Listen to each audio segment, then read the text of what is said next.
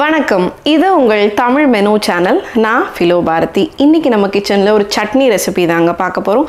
சட்னி லவர்ஸ்க்காகவே பூண்டு கார சட்னி. இட்லி தோசை கூட காரமாக சட்னி சாப்பிட்றவங்களா நீங்கள்? அப்போ இந்த ரெசிபி உங்களுக்காக தான் சேவ் பண்ணி வச்சுக்கோங்க.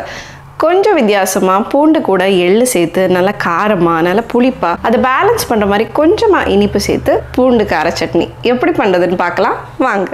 பூண்டு சட்னி பண்ணுறதுக்கு தேவையான பொருட்கள்: 20 பல் பூண்டு, 4 காய்ந்த காஷ்மீரி மிளகாய், 3 காய்ந்த மிளகாய், 2 டேபிள் ஸ்பூன் வெள்ளை எள்ளு, 1 டீஸ்பூன் நாட்டு சக்கரை, ஒரு சின்ன எலுமிச்சை சைஸ் புளி. இப்போ ஒரு இரும்பு கடாய் எடுத்துருக்குறேங்க. அதில் நம்ம எடுத்து வச்சுருக்கிற 2 டேபிள் ஸ்பூன் வெள்ளை எள்ளை நல்லா வறுத்து எடுத்துக்கலாம். சூடான கடாயில் 1 நிமிஷத்துக்கு வறுத்து விட்டிங்கன்னா போதும். ஜஸ்ட் அதில் உள்ள ஈரத்தன்மையெல்லாம் போயிட்டு நல்ல ஒரு மொறுமொறுப்பு கிடைக்கும், நல்ல ஒரு மனம் டேஸ்ட் கிடைக்கும்.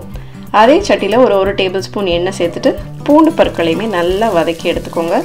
பூண்டு கொஞ்சம் பெருசாக இருந்ததுன்னா கொஞ்சம் சின்னதாக கட் பண்ணி எடுத்துக்கோங்க. இந்த அளவுக்கு வதங்கினதுக்கப்புறமா நம்ம எடுத்து வச்சுருக்க காய்ஞ்ச மிளகாயெல்லாம் சேர்த்துக்கோங்க.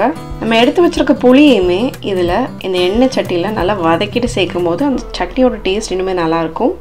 ஒரு 2 நிமிஷம் நல்லா வதக்கிக்கோங்க. மிக்சர் ஜாரில் வறுத்த எள்ளு, வதக்கி எடுத்த பூண்டு, காய்ந்த மிளகாய், புளி, 1 டீஸ்பூன் நாட்டு சக்கரை, 1/2 டீஸ்பூன் உப்பு, தண்ணி விடாமல் அரைச்சிட்டு அப்புறம் கொஞ்சமாக தண்ணி சேர்த்துட்டு இந்த மாதிரி மையாக அரைச்சி எடுத்துக்கோங்க. ரொம்ப தண்ணி ஆகிடாமல் பார்த்துக்கோங்க. இந்த மாதிரி திக்காக இருந்தால் தாங்க இந்த கார சட்னி நல்லாயிருக்கும். இப்போ ஒரு பேன் வச்சுக்கலாம். அதில் 1 டேபிள் ஸ்பூன் நல்லெண்ணெய் சேர்த்துக்கோங்க. 1/2 டீஸ்பூன் கடுகு உளுத்தம் பருப்பு, கடுகு நல்லா பொரிஞ்சதுக்கப்புறமா கறிவேப்பிலை, அதுக்கப்புறமா இதில் ஒரு 3 பிஞ்ச் பெருங்காயத்தூள். நல்ல ஒரு மனம் கிடைக்குங்க, நல்ல ஒரு ஃப்ளேவர் டேஸ்ட் இருக்கும். அதை அப்படியே அந்த சட்னி மேலே கொட்டிடுங்க. வாவ், சூப்பராக இருக்குது நம்ம பூண்டு கார சட்னி. இந்த மாதிரி இந்த கன்சிஸ்டன்சியில் தான் இருக்கணும் சட்னி.